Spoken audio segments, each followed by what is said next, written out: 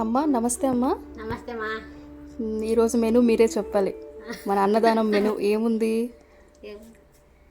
పుట్టగోగులు biryani, నూనెంకాయ, okay, అన్నము, మునక్కాయ sambar, okay, పెరుగు పచ్చడి, రసము, అప్పలాలు, పాయసము, అరటిపండ్లు, మంచినీళ్ళు.